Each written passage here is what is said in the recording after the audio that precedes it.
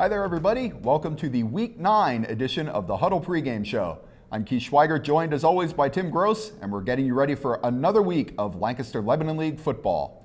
And Tim, it's crunch time for a lot of teams in the league, both in terms of the section title races and in terms of the District 3 playoffs. That's certainly true in our game of the week, which pits Lancaster Catholic against Donegal in a Section 3 showdown in Mount Joy. Donegal has first place to itself with a 4-0 record in the section, with Lancaster Catholic and Annville-Cleona tied a game behind. The Indians have Catholic this week and AC in Week 10, so they've got control of their own destiny. Their chances of making the 4A playoffs are pretty slim, so a section title is pretty much all they have to play for right now.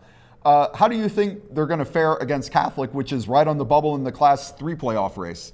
Well, Donegal has really found its stride. I mean, they started 0-3. They got shut out in their first 3 games, and they really turned it around, even though, I mean, their offense is pretty one-dimensional. They run the wing tee, and they just kind of hand it off or pitch it back. Everyone blocks, and they go from there. So I think, but at the same time, it's an offense that's really based on precision and timing, and it was a young team going into the season. I think they really learned the offense and picked it up, and that's what's made them so effective the past couple of weeks.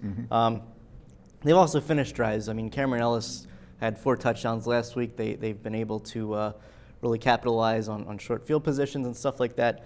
So that's going to be the challenge for Lancaster Catholic. But the Crusaders have their own little bit of mojo going on. They've won 3 in a row. They started 2-3, so and they've really kind of developed their offense and have been balanced. And Brian Downey, the quarterback, has really balanced things out with his arm and with his legs. So that should be interesting. Donegal's defense, of course, it has gotten better itself, but Lancaster Catholic has made some plays in the past couple of weeks. So it'll be interesting. It'll depend on which team can cut down the mistakes the most. Obviously, fundamental football stuff, short field position, time of possession, things like that are going to play a role in this game. Okay, well, let's turn our attention to Section 2, where Manheim Central suddenly has a chance to earn at least a share of the section crown, thanks to Cocalico's loss to Lampeter Strasburg last week. The Barons are tied for first place with Cocalico right now and have Solanco on tap this week. Central is also number 2 in the District 3 5A playoff rankings, so it looks like the Barons will be making another run no matter where they finish in the section race. Solanco is in 3rd place in the section and appears to be out of the running for a district playoff berth. So the Golden Mules will have to be content playing spoilers right now. They have Central this week, and then they get Cocalico in Week 10. So they really could have a say in how this race is going to turn out. Tim, do you think Solanco can slow Central's roll? Yeah, I mean, last week Solanco came into this game on a big roll. They played Manheim Central in Week 10, and the Barons really upset them.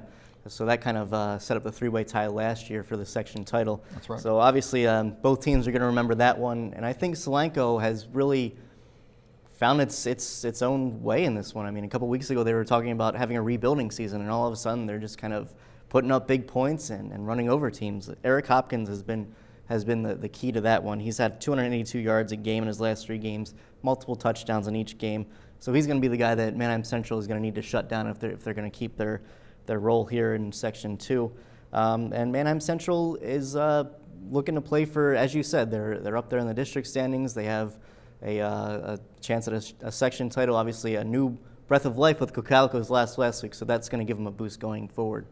All right, thank you, Tim. We'll see how everything turns out. And thank you guys for watching. Be sure to visit Lancaster Online for news and updates on all of our Week 9 matchups, and follow along with our live coverage Friday night. And of course, be sure to check us out on social media as well. Until next time, for Tim Gross, I'm Keith Schweigert. See you later.